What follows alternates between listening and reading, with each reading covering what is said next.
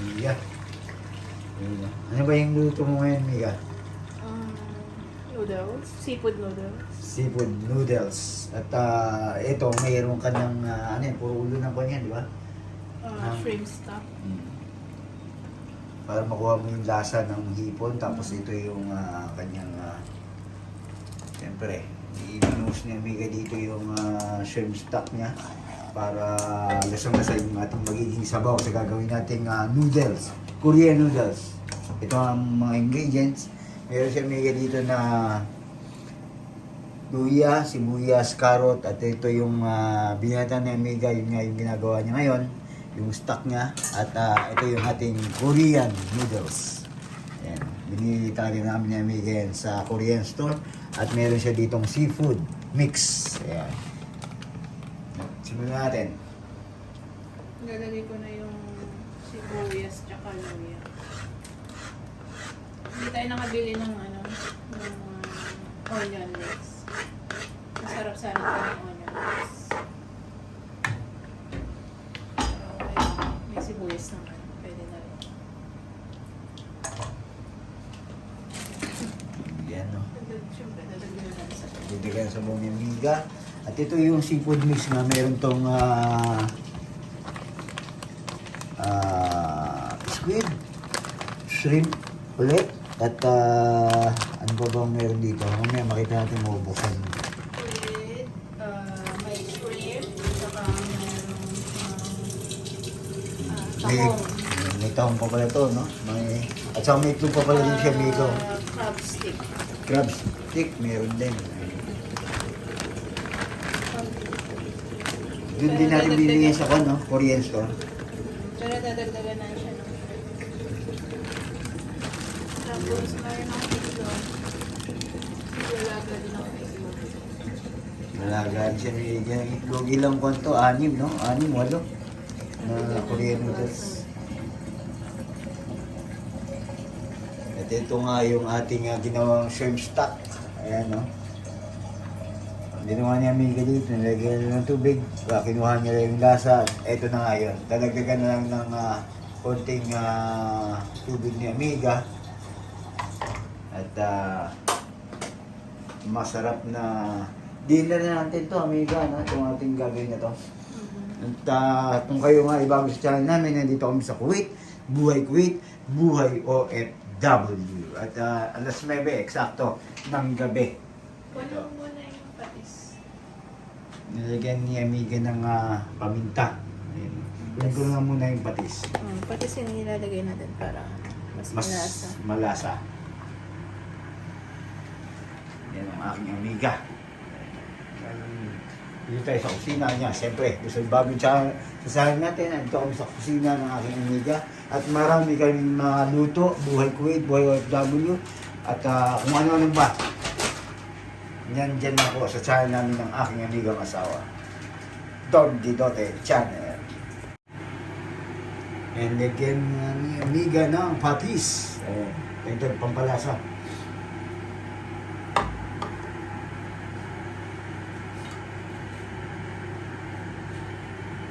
Kailangan pala sumunod. Amiga, pakita mo nga sa kanya yung noodle mo. Kung kayo kumakain doon sa kwan yung udon noodles, ganyan din yung noodles na ginagamit niya, di ba? Ito, parang makakapal.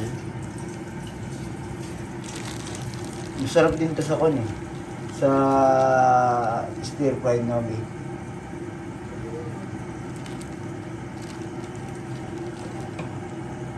Pero subukan natin, siyempre masarap yung sabaw. Iluluto mo ba ito? Hindi. Hindi niya iluluto ito lahat kasi nga medyo marami. At masarap din yan gagawin natin parang pansit canton din.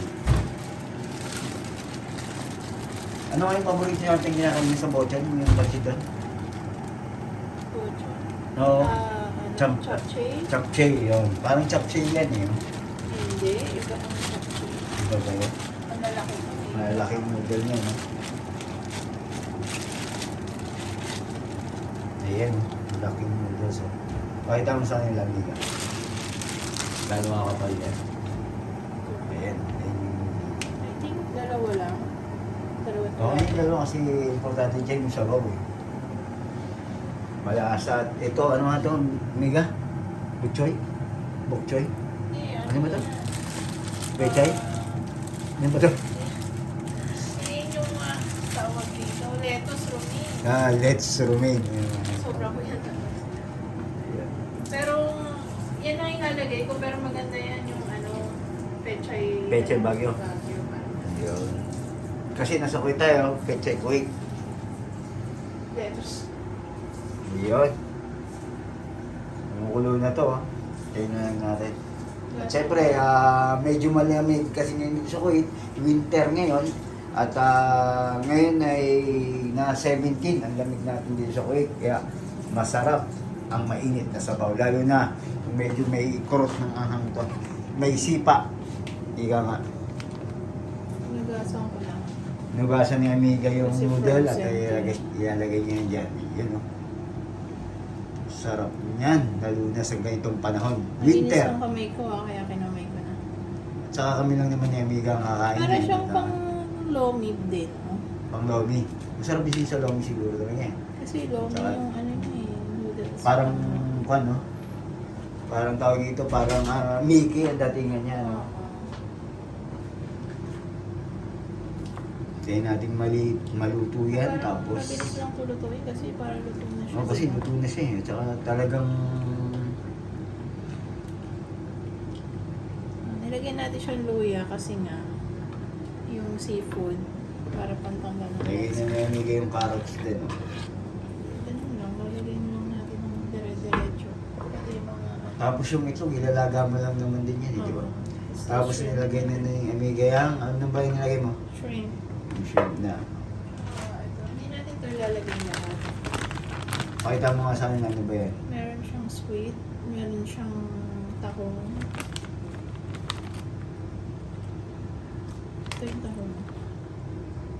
So, medyo may frozen to.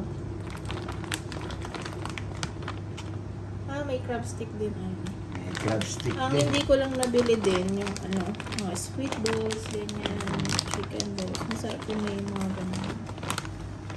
Tapos yung itlog din nalaga mo na lang. No? Tapos lalaga lang tayo. Okay, kaya na lang. Tapos hintayin na natin maluto at higupan time na. Dahil mas lamig ang panahon dito sa Kuwait. Winter ngayon dito sa Kuwait. Ngayon ay December. Gagamihan pa natin sa bowl. Kasi malasa ang seafood. Kasi may shrimp. Then, shrimp stock. Ganyan kami kahilig ni Amiga sa sabaw. Kahit sa sinigang, kung mapapansin nyo, sa mga subaybay sa channel namin, ganyan yung sabaw ay kaya namin ubusin kami ni Amiga lang. Hindi naman isang kainan, siguro dalawang kainan kasi nga mahilig kami sa sabaw, nihigop-higop lang namin siya kahit konti ang laman. Parang marami lang pero konti ang laman yan. Ganon din sa sinigang. Maraming tingnan pero konti lang kasi nga sabaw. Ang hilig namin ni Amiga. Shrimp cubes. Lalagyan ng shrimp cubes. Para mas lalong malasa. Ayan, pakuluan natin. Tapos ihuhulog lang natin mamaya yung lettuce. Okay na, that's it. Okay, that's it. Pansin. Ayan, ready naman tayo sa ating ginagawang seafood noodles. At ito, ikaw mo na to, no? Lalagay mo na lang to pagkapatay na yung noodles, yung ano, kalam na ano. Tapos, ito, yung papakuloy na si Amiga. Nilagan niya dito yung itlog. At ready na ang ating seafood noodles.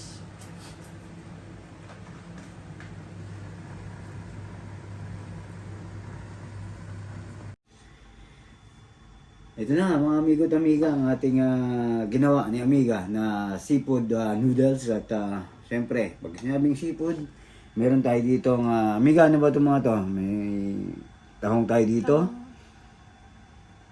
squid, at meron akong dito nakitang kwan eh. Ayan, shrimp. At may nakita ako dito crab stick. Oh, mayroong crab stick at syempre at may mga gulay tayo kasama. At syempre para lalong sumarap, dadagdagan natin ng lemon. Meron tayo dito at ating ang ginawang chili sticks. Ayan. Ito, luto rin din ng Amiga to. Tingnan muna natin ng walang mga halong asarehe. Ito muna, yung sabaw. Siyempre maraming sabaw Haluin to. mo kasi nilagyan ko na ng lemon yan. Ano nilagay mo na? Nilagay mo ng lemon to? Nilagay na pala ng lemon ng Amiga eh. Pinasigaw ko na. Ito mo yung noodle nyo. Di ba ang kapal? Yeah. Korean noodles. Binili talaga namin ni Amiga sa Korean store. Tignan natin.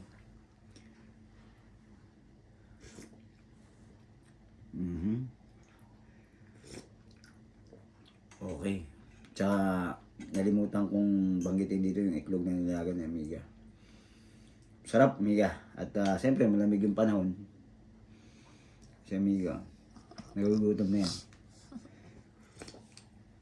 Saktong-sakto. Malamig yung panahon, mainit na sabaw. At dalawa yan kasi nga parehong puno.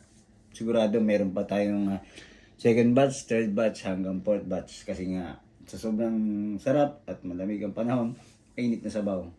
Saktong-sakto. At meron ako ditong pinainit na tinapay na nakahanda na to. At isa namang lutuan at buhay Kuwait, buhay OFW ang ginawa natin ng aking amigang asawa dito sa ating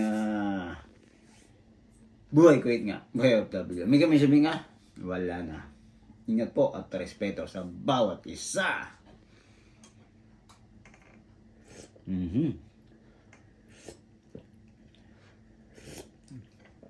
Sarap. RCC na tinatawag ba ngayon? Nauna sila ron. Talaga? Lumalaban na yun. Sila nila... Kalimutan ko isang pangalan eh. Pagkatapos po nun, sir, siyempre, naging mahusay na stuntman ng yung father. Pagkatapos po nun,